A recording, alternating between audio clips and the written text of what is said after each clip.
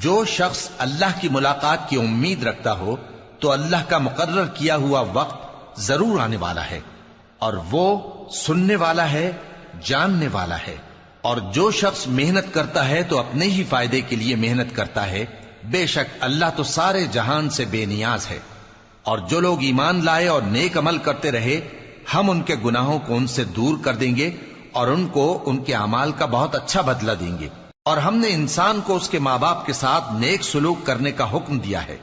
ए मुखातब, अगर तेरे माँ बाप तुझे मजबूर करें कि तू मेरे साथ किसी को शरीक बनाए जिसकी हकीकत की तुझे वाकिफियत नहीं, तो उनका कहा न मानियो। तुम सबको मेरी तरफ लौट कर आना है, फिर जो कुछ तुम करते थे मैं तुमको जता दूंगा।